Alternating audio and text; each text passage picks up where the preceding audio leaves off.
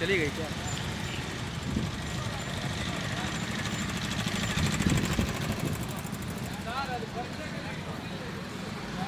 हाँ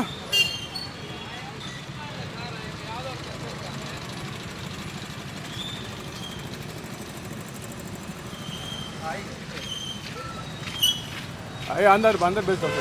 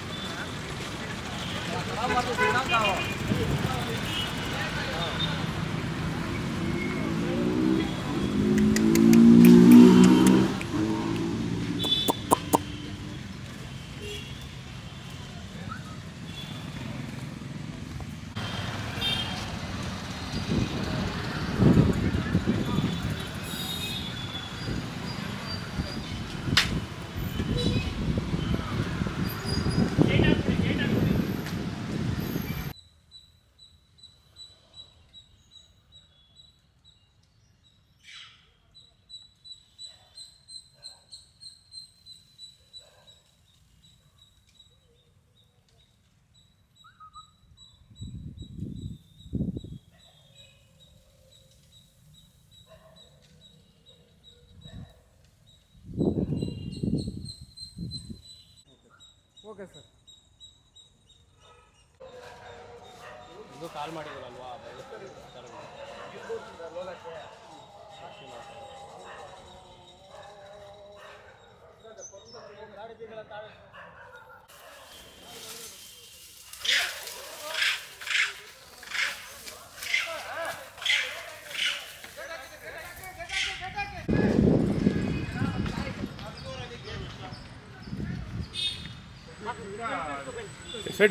ಸೈಡ್ ಬರಪ್ಪ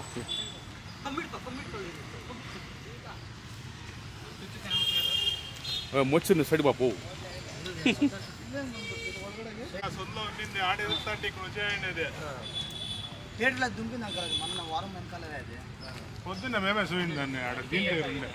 ಏನಿಲ್ಲ, ಅದು ಪಕ್ಕದಲ್ಲಿ ಕಾಡಿರೋ ಕಾರಣಕ್ಕಾಗಿ ದಾರಿ ನೈಟ್ ಎತ್ತೋ ಬಂದೈತೆ.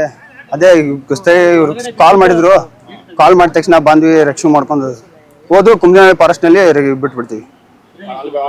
ಹಾ, ಬಿಡ್ತೀವಿ. ಬಿಡೋದು ವಿಡಿಯೋ ಮಾಡ್ಕೊಂಡಿರ್ತೀವಿ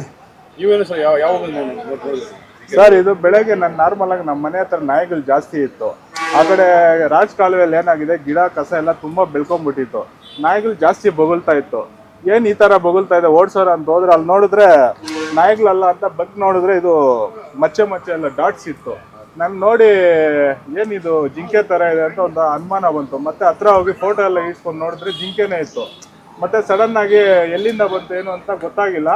ಮತ್ತೆ ಫಾರೆಸ್ಟ್ ಅವ್ರ ನಂಬರ್ ಇಸ್ಕೊಂಡು ಸಡನ್ ಆಗಿ ಅವ್ರು ಫೋನ್ ಮಾಡಿದೆ, ಸೋಮನಾಥ್ ಅಂತ ಅವರು. ಮತ್ತೆ ಅವರು ಅವಾಗ ತಕ್ಷಣಕ್ಕೆ ಟೀಮ್ ಕಳ್ಸ್ಕೊಟ್ರಿ ಇವ್ರನ್ನ ರೆಸ್ಕ್ಯೂ ಮಾಡಕ್ಕೆ. ಸರ್, ಇದು 4 ದಿನ ಕಾಣಿಸ್ತಾ ಇದೆ ಅಂತ ಹೇಳ್ತಿದ್ದಾರೆ, ಬಟ್ ಎಲ್ಲ ಯಾರು ಮಾಹಿತಿ ಕೊಟ್ಟಿಲ್ಲ. ನಾವು ಅಲ್ಲಿದ್ವಿ,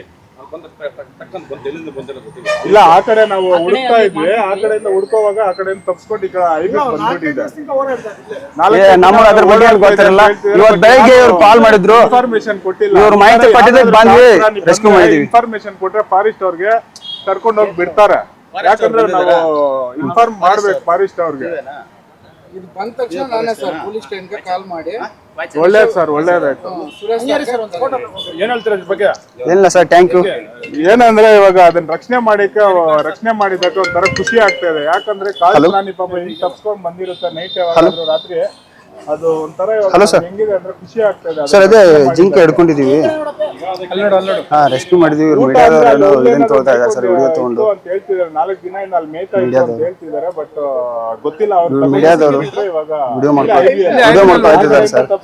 ನಾನು ಕೊರಳಿಗೆ ಮೈಕ್ ಹಾಕಿ ಮೈಕ್ ಹಾಕಿ ಇದನ್ನ ತಗೋತಾ ಇದ್ದಾರೆ, ವಿಡಿಯೋ ಕೇಳ್ತಾ ಇದ್ದಾರೆ. 1.5 ವರ್ಷ ಆಗಿದೆ. ಜಿಂಕೆ ಅದು ಹೆಂಗ್ ರೆಸ್ಕ್ಯೂ ಮಾಡಿದ್ರಿ, ಏನ್ ಮಾಡಿದ್ರಿ? ಕೊಂಬುಗಳು ಬರ್ಬೇಕಾದ್ರೆ ಚೆನ್ನಾಗೈತೆ ಸರ್. ಆಟೋ ಇಲ್ಲಿ ತರ್ತಾ ಇದೀವಿ. ಟೌನ್ ಒಳಗಡೆ ಬರಕ್ ಏನಂದ್ರೆ ಈ ಕಾಡನ್ನೆಲ್ಲ ನಾಶ ಮಾಡಿ ನಾವೇ ಕಾರಣ ಅದಕ್ಕೆ. ಫಸ್ಟ್ ಆಫ್ ಆಲ್ ಕಾಡು ಪ್ರಾಣಿಗಳಿಗೆ ತೊಂದರೆ ಆಗ್ತಿರೋದೇ ನಮ್ಮಿಂದ. ಯಾಕಂದ್ರೆ ನಾವು ಇರೋ ಕಾಡನ್ನೆಲ್ಲ ಕಡ್ದು ಇವಾಗ ಎಕ್ಸಾಂಪಲ್ ಬೈಪಾಸ್ ಆಚೆ ಹೋದ್ರೆ ಎಷ್ಟೊಂದು ತೋಪಿತ್ತು, ಮಾವಿನ ತೋಪು ಎಲ್ಲ ಫಸ್ಟ್. ಅವಾಗಂದ್ರೆ ಅಲ್ಲೇ ಮೇಯ್ಕೊಂಡು ಆರಾಮಾಗಿತ್ತು. ನಾವೇನ್ ಮಾಡ್ತಾ ಇದೀವಿ, ರಿಯಲ್ ಎಸ್ಟೇಟ್ ಇವ್ರಿಗೆ ನಮ್ಮ ಇದನ್ನೆಲ್ಲ ಆಸ್ತಿನ ಮಾರ್ಕೊಂಡು ಅವರು ಎಸ್ಟೇಟ್ ಮಾಡ್ತಾ ಮಾಡ್ತಾ ಕಾಡ್ ಚಿಕ್ಕದಾಗ್ತಾ ಇದೆ. ಅದರಿಂದ ಅದಕ್ಕೆ ಎಲ್ಲಿ ಹೋಗೋಕ್ಕೆ ಗೊತ್ತಾಗ್ತಾ ಇಲ್ಲ. ಇವಾಗ ನೀವು ಬೈಪಾಸಲ್ಲಿ ಬಂದರೆ ಆ ಕಡೆ ಗಂಗಾ ಭೈರೇಶ್ವರಿ ಬಾರ್ ಎಲ್ಲ ಇದೆ, ಅಲ್ಲೆಲ್ಲ ಕ್ರಿಕೆಟ್ ಆಡೋಕೆ ಹೋಗ್ತೀವಿ ನಾವು. ಅಲ್ಲೆಲ್ಲ ಓಡಾಡ್ತಾ ಇರುತ್ತೆ. ಅದೆಲ್ಲ ಫಸ್ಟ್ ಕಾಡ್ ಥರ ಇತ್ತು, ತೋಪಿತ್ತು, ಎಲ್ಲ ಇತ್ತು, ಅವಾಗ ಅಲ್ಲೇ ಇತ್ತು. ಇವಾಗ ಅದಕ್ಕೆ ಇರೋಕ್ಕೆ ಜಾಗ ಇಲ್ಲ. ಅದಕ್ಕೆ ಅದು ಈ ಥರ ದಾರಿ ತಪ್ಪಿ ಬರ್ತಾ ಇದೆ ಟೌನ್ಗೆಲ್ಲ. ಫಾರೆಸ್ಟ್ ವಾಚರ ಹಾಂ, ಇನ್ಯಾರ ರಘುಪತಿ ರಘುಪತಿ ಬಸವ, ನಿಮ್ದು ಏನೋ ವಾಚರ್ PCP, ನಿಮ್ಮ ನಮ್ಮ ವಾಚರ್, ಅರಣ್ಯ ವೀಕ್ಷಕ. ಅರಣ್ಯ ವೀಕ್ಷಕನಾ? ಹ್ಞೂ, ಇವ್ರದ್ದು ಅವ್ರ PCP. PCP. ಹಾಂ, ಬಸವ, ಹಾಂ, ಬಸವರಾಜ್. ಬಸವರಾಜ್. ನಿಮ್ದು ಅದೇನಾ? ಹಾಂ, PCP. ಯಾರು ಹಿಡಿದಿದ್ದಿಲ್ಲ? ಇಲ್ಲೇ ನಾವೇ ಹಿಡಿದ್ರು. ನಮ್ಮ ಮನೆ ಹತ್ರ ಇತ್ತು, ಫೋನ್ ಮಾಡಿದ್ದು ಫಾರೆಸ್ಟ್. ಬೇಗ ತಗೊಂಡು ಹೋಗ್ಬಿಡಿ.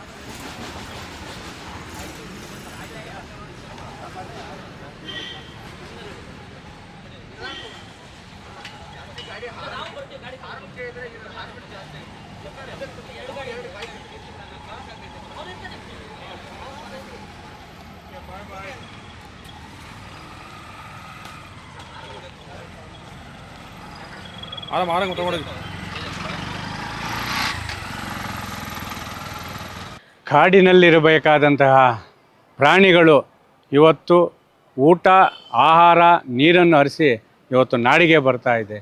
ಅರಣ್ಯ ಇಲಾಖೆಯವರ ನಿರ್ಲಕ್ಷ್ಯ ಯಾವ ರೀತಿ ಇದೆ ಅಂದರೆ, ಈಗ ನಮ್ಮ ಪತ್ರಕರ್ತ ಮತ್ತು ಒಂದು ಜಿಂಕೆ ಮರಿಯನ್ನು ರಕ್ಷಣೆ ಮಾಡಿ ಇವತ್ತು ಅದನ್ನು ಅರಣ್ಯ ಅಧಿಕಾರಿಗಳಿಗೆ ಒಪ್ಪಿಸಿದ್ದಾರೆ. ಅಂದರೆ ಇವತ್ತು ಕೋಟ್ಯಾಂತರ ರೂಪಾಯಿ ಅನುದಾನ ಬರ್ತದೆ. ಏನು ಬೇಸಿಗೆಯಲ್ಲಿ ಯಾವುದೇ ಕಾರಣಕ್ಕೂ ಪ್ರಾಣಿಗಳಿಗೆ ತೊಂದರೆ ಆಗದಂತೆ ನೀರು ಮತ್ತು ಆಹಾರವನ್ನು, ಅದಕ್ಕೆ ಮೇವನ್ನು ಒದಗಿಸ್ಬೇಕಂತೇಳಿ ಕಾನೂನು ಇದೆ.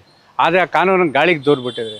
ಇವತ್ತು ಮಾನವನ ಒಂದು ದುರಾಸೆ, ರಿಯಲ್ ಎಸ್ಟೇಟ್ ಉದ್ಯಮಿಗಳ ಅಟ್ಟಹಾಸ ಮತ್ತು ಈ ಭೂದಾಹಕ್ಕೆ ಅರಣ್ಯ ಸಂಪೂರ್ಣವಾಗಿ ಒತ್ತುವರಿ ಆಗ್ತಾ ಇರೋದ್ರಿಂದ ಆ ಅರಣ್ಯಲ್ಲಿ ಇರಬೇಕಾದಂಥ ಕಾಡು ಪ್ರಾಣಿಗಳು ಇವತ್ತು ಅಲ್ಲಿ ವಾಸ ಸ್ಥಳಕ್ಕೆ ಇಲ್ಲದಂತೆ ಅದು ಕೆಲವು ಕಡೆ ಕಲ್ಲು ಗಣಿಗಾರಿಕೆ ನಡೀತಾ ಇದೆ.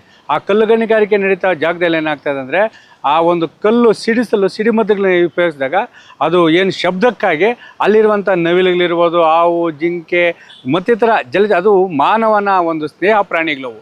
ಹುಲಿ ಅಲ್ಲ, ಹುಲಿ, ಸಿಂಹ ಆ ಥರ ಅಲ್ಲ. ಇವೇನಂದರೆ ಈ ಜಿಂಕೆ ಎಲ್ಲ ಸಾಧು ಪ್ರಾಣಿಗಳು. ರೈತನ ಕಂಡ ಪ್ರೀತಿನೂ ಕೊಡ್ತದೆ, ಆದರೆ ಓಡು ಹೋಗ್ತದೆ. ಯಾಕಂದರೆ ಭಯ ಸ್ವಲ್ಪ, ಅಯ್ಯೋ ಎಲ್ಲಿ ಹಿಡಿದು ಬಿಡ್ತಾರೋ ಎಲ್ಲೋ ಅಂತೇಳಿ.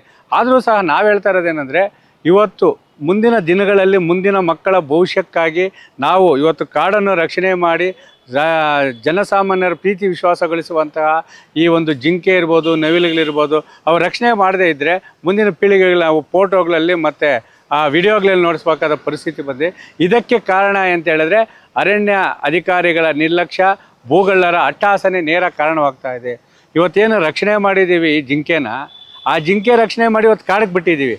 ಅದೇ ಕೆಲವೇನು ಅದು ಆ ಒಂದು ಪ್ರಾಣಿಗಳನ್ನ ಯಾರಿಗೂ ಬೇರೆಯವ್ರು ಸಿಕ್ಕಿದ್ರೆ ಅದನ್ನು ಹೊಡೆದ್ಬಿಟ್ಟು ತಿನ್ಬಿಡೋರು. ಮುಂದಿನ ಸಂತತಿ ಏನಕ್ಕಾಗ್ತದೆ? ಅರಣ್ಯ ಸಚಿವರು ಹೇಳ್ತಾ ಇರ್ತಾರೆ, ಅದು ಹಂಗೆ ಮಾಡ್ಬೇಕು, ಹಿಂಗೆ ಮಾಡ್ಬೇಕು. ಏನೂ ಮಾಡಲ್ಲ.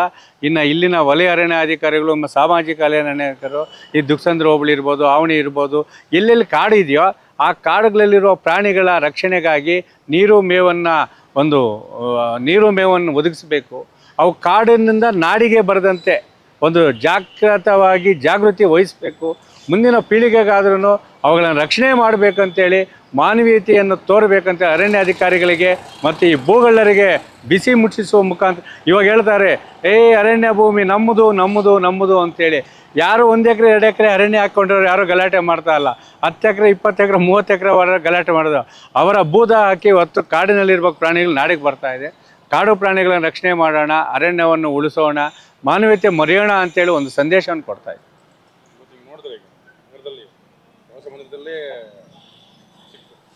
ಅದೇ ಹೇಳ್ತಾ ಇರೋದು, ಈಗ ಕಾಡಲ್ಲಿ ಇರಬೇಕಂತ ಪ್ರಾಣಿ ಇವತ್ತು ನಾಡಿಗೆ ಯಾಕೆ ಬಂದಿದೆ ಅಂದರೆ, ನೀರು ಊಟಕ್ಕೋಸ್ಕರ ಬರ್ತಾ ಇದೆ ಅಷ್ಟೇ. ಅದೇನು ಬೆದರಿಕೆ ಇಲ್ಲಾಂದ್ರೆ ಈ ಶಬ್ದಕ್ಕೋಸ್ಕರ ಬರ್ತಾ ಇದೆ. ಆದರೆ ಇವತ್ತು ಜನನಿ ಅಂದರೆ ಎಲ್ಲರೂ ಜನ ಓಡಾಡೋ ಜಾಗ. ಈ ಒಂದು IBಗೆ ಬರಬೇಕು, ಪ್ರವಾಸಿ ಮಂದಿರಕ್ಕೆ ಬರಬೇಕಾದ್ರೆ ಸುತ್ತೂ ಇದೆ, ಈ ಕಡೆ ವಾಹನಗಳು ಓಡಾಡ್ತವೆ, ಎಲ್ಲಿ ನೋಡೋ ವಾಹನ, ಈ ಕಡೆ ಮನೆಗಳಿದೆ, ಅದರಲ್ಲೆಲ್ಲ ಬಂದು ಇಲ್ಲಿ ಸೇರ್ಕೊಂಡಿದೆ ಅಂದರೆ ಅದಕ್ಕೆ ಎಷ್ಟು ಭಯ ಇರಬೇಕು? ಅಲ್ಲ, ನೀರಿಗಾನ ಬಂದಿರಬೇಕು, ಇಲ್ಲ ಮೇವುಗಾನ ಬಂದಿರಬೇಕು. ಅಂದರೆ ಮಾನವೀಯತೆ ಎಲ್ಲೋ ನಾವು ಮರೀತಾ ಇದ್ದೀವಿ ಅನ್ನೋ ಒಂದು ಇದಿದೆ. ಅದೇ ಹೇಳ್ತಾ ಇರೋದು ಈಗ ನಿಮ್ಮ ಒಂದು ಸಾರ್ವಜನಿಕರಿಗೆ ಪತ್ರಕರ್ತರಿಗಿರುವ ಕಾಳಜಿ ಅರಣ್ಯ ಅಧಿಕಾರಿಗಳಿಗಿಲ್ಲ. ಅದೇನಾದರೂ ಇವಾಗ ಬರೋವಾಗ ಬಸ್ಸಿಗೋ ಇಲ್ಲ ಲಾರಿಗೋ ಯಾವುದಕ್ಕಂತ ಸಿಕ್ಕಿದ್ದಿದ್ರೆ ಅದೇನ ಕೈಯ ಕಾಲ ಮುಳ್ಕೊಂಡ್ರೆ ಅದು ರಕ್ಷಣೆ ಮಾಡೋರು ಯಾರು? ಸರ್ ಈಗ ನೋಡ್ತಾ ಇದ್ದೀವಿ ರೋಡ್ ಸೈಡ್ ಕೋಲಾರ ರೋಡ್ ಹೋದ್ರೆ ಎಲ್ಲ ಫೆನ್ಸಿಂಗ್ಸ್, ಎಕರೆಗಳು ಫೆನ್ಸಿಂಗ್ಸ್. ನಾನು ಅದಕ್ಕೆ ಹೇಳಿದೆ, ಮೊದಲು ಕುಡುಮಲೆ ಬೆಟ್ಟದಿಂದ ಮುಳಬಾಲ್ ಬೆಟ್ಟದಿಂದ ಆವಣಿ ಜೋರ ಸಮುದ್ರ ಹಿಂಗೆ ಓಡಾಡ್ಕೊಂಡಿದ್ದು ಎಲ್ಲ ಪಂಡಿತ್. ನಾನು ಅದನ್ನೇ ಹೇಳ್ತಾ ಇದ್ದೀನಿ, ಮನುಷ್ಯನ ದುರಾಸೆ ಹೆಚ್ಚಾಗ್ತಾ ಇದೆ. ಭೂಮಿ ತಾಯಿ ಮೇಲೆ ತನ್ನ ಅಟ್ಟಹಾಸೆ ಹೆಚ್ಚು ಮಾಡ್ಕೊತಾ ಇದ್ದಾನೆ. ಮುಂದಿನ ಪೀಳಿಗೆಗೆ ಅಂಗೈಗಳು ಕೂಡ ಇಲ್ಲ. ಅದನ್ನು ಉಳಿಸಬೇಕಾದ ಕಂದಾಯ ಅಧಿಕಾರಿಗಳು ಸರ್ಕಾರಿ ಒಂದು ಭೂಮಿಗಳಿಗೆ ಭೂಗಳರು ನಾಮಫಲಕ ಆಗ್ತಾ ಇದ್ರೂ ಇವ್ರು ಕಣ್ಣು ಮುಚ್ಕೊಂಡು ಕೈ ಕಟ್ಕೊಂಡಿದ್ದಾರೆ. ಯಾಕಂತೂ ಗೊತ್ತಾಗ್ತಾ ಇಲ್ಲ. ಅಧಿಕಾರ ಇದೆ, ಹಣ ಬೇಕು, ಆದರೆ ಉಳಿಸೋವಂಥ ಇಚ್ಛಾಶಕ್ತಿ ಇಲ್ಲ. ಸಾರ್ವಜನಿಕರು ಎಷ್ಟು ಕೇಳಿದರೆ ಏನು? ಒಂದು ಹಸಿರಿಂಕಿರೋ ಪವರು ಬ್ಲೂ ಇಂಕಿಗಿಲ್ಲ, ಒಂದು ಪತ್ರಿಕೆಗಿರೋ ಪವರು ಒಬ್ಬ ಜನಸಾಮಾನ್ಯನಿಗಿಲ್ಲ. ಪತ್ರಿಕೆಯವರು ಹೋರಾಟಗಾರರು ಎಷ್ಟು ಬಾಯಿ ಪಡ್ಕೊಂಡ್ರೇನು, ಅಲ್ಲಿ ತಾಲೂಕು ಆಫೀಸಲ್ಲಿ ಕೂತ್ಕೊಂಡಿರೋರು ಪೆನ್ನು ಪೇಪರ್ ಎತ್ಕೊಂಡು 10 ಜನ ಮೇಲೆ FIR ಹಾಕಿ ಜೈಲಿಗೆ ಕಳಿಸಿದ್ರೆ ಸರ್ಕಾರಿ ಭೂಮಿ ಉಳಿಸ್ಬೋದು. ಆ 10 ಎಕರೆ ಮಾಡ್ಕೊಂಡು 10 ಕೋಟಿ ನನಗೆ ಬರ್ತದೆ ಅಂದಾಗ ನೀನು ಯಾಕೆ ಕೇಸ್ ಹಾಕ್ತೀಯ? ಇವತ್ತು ಯಾಕಂದರೆ ಜಾನುವಾರುಗಳು ಮೇಯ್ಸೋಕ್ಕೆ ಜಾಗ ಇಲ್ಲ, ಕಾಡು ಪ್ರಾಣಿಗಳು ಇಡೋಕ್ಕೆ ಜಾಗ ಇಲ್ಲ, ಏನಿದ್ರು ಕಲ್ಲು ಕಾಂಪೌಂಡ್ಗಳು. ಇವತ್ತು ಕಲ್ಲು ಬಂಡೆ, ನಾಳೆ ಕಾಂಪೌಂಡ್ ಬಂಡೆ, ಆ ಥರ ಆಗ್ಬಿಟ್ಟು